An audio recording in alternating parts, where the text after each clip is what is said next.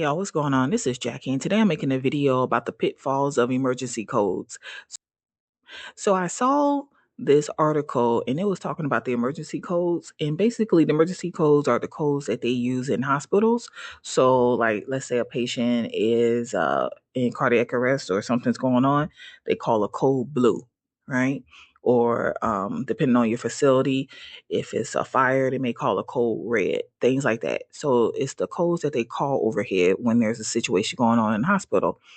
And I thought everything was good, but I was reading this article and it was talking about how there are issues with the code. So what I'm gonna do is I'm gonna read the article and then we're gonna discuss it on the back end.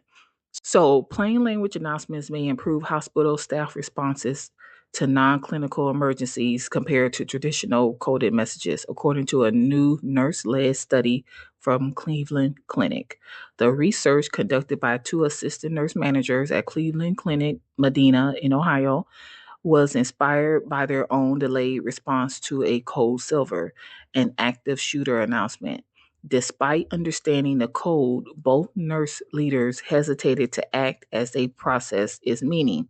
We believe that if the overhead announcement had been in plain, simple language rather than encoded language that needed to be deciphered, valuable time may have been saved because clinical caregivers would have understood the nature of the threat and reacted more quickly, investigator Ashley Hall, MSN RN, said in a January 3rd news release.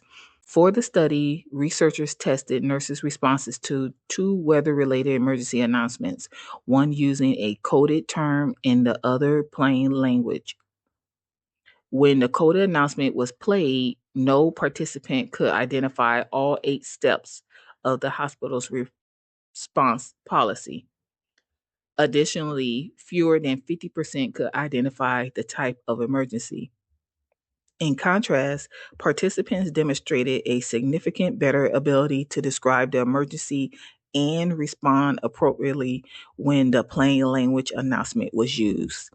Plain language was more helpful because it took out the guesswork by describing exactly what needed to happen, said fellow investigator Elizabeth Cal, MSN RN. Not only could staff members understand and immediately respond to the situation, but patients and visitors could also take action without guidance from hospital staff. Emergency codes, even when standardized across hospitals, may not be explicit enough to prompt necessary action. The findings align with a separate 2023 study which found many hospital employees struggle to identify emergency codes. With growing scrutiny of these codes, organizations like the Washington State Hospital Association are encouraging member hospitals to adopt plain language systems for emergency announcements.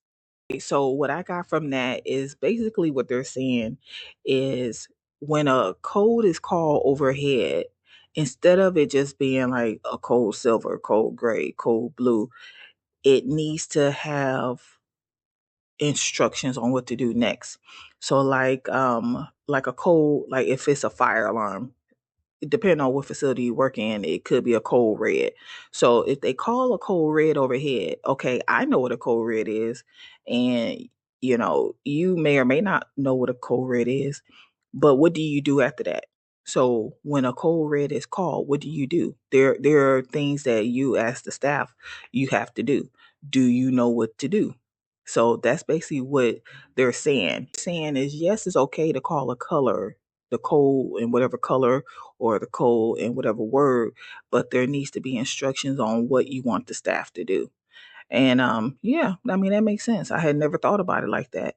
Um, I would have, if I think the reason why we the hospitals use coded language is you don't want the patients or the visitors to get concerned, right? But I do understand, and once they explained it, I was like, well, yeah, that makes sense because a lot of people don't know what to do when a code is called. A lot of the workers don't know what to do. All right, that's all I got for you. If you have any questions or comments, you can put them below. Don't forget to like the video, subscribe to the channel, and I'll talk to you later. Bye.